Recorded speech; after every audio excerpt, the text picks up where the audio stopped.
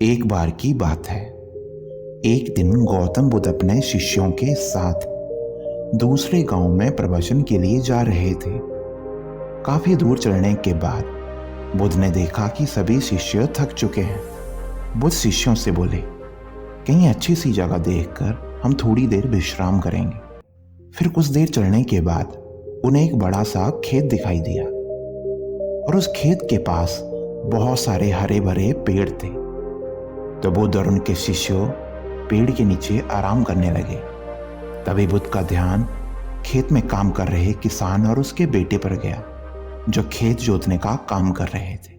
बुद्ध उस किसान के पास गए और कहा, हे मान्यवर, क्या हम कुछ देर यहाँ विश्राम कर सकते हैं? जैसे ही किसान ने बुद्ध की तरफ देखा तो देखते ही पहचान लिया और हाथ जोड़कर उनको प्रणाम किया और कहा, हे महात्मा, ये तो मेरे लिए खुशी की बात है जो आप मेरे खेत पर पधारे।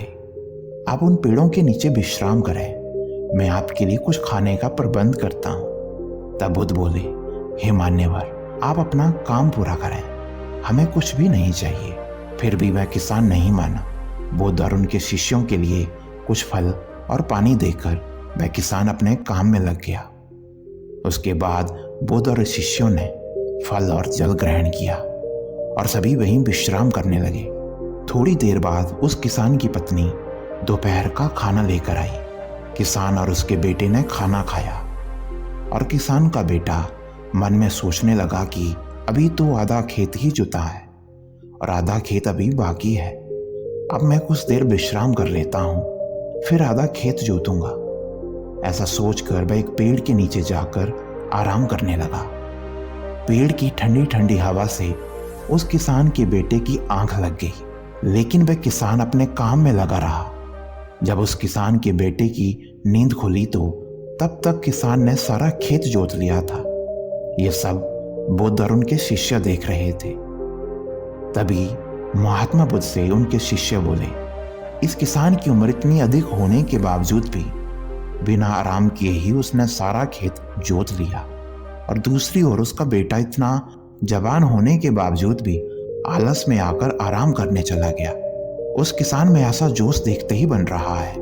तभी बुद्ध बोले, मेरे प्यारे शिष्यों, तुम्हारा कहना बिल्कुल ठीक है, पर ऐसा इसीलिए हुआ क्योंकि उस किसान का ध्यान केवल अपने खेत जोतने पर था, ना कि शरीर की थकावट पर था।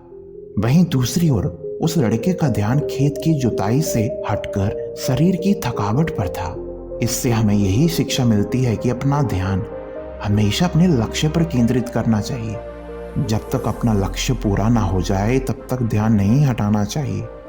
यह कहकर महात्मा बुद्ध और उनके शिष्य वहां से चल पड़े और उन्होंने किसान का धन्यवाद किया और अपने मार्ग पर चल दिए।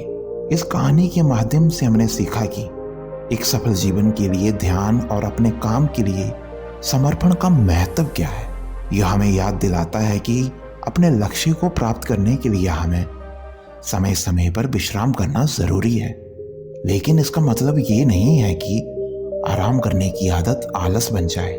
सही ध्यान और समर्पण से हम बड़ी से बड़ी चुनौतियों का सामना कर सकते हैं और अपने लक्ष्य की प्राप्ति में सफल हो सकते हैं।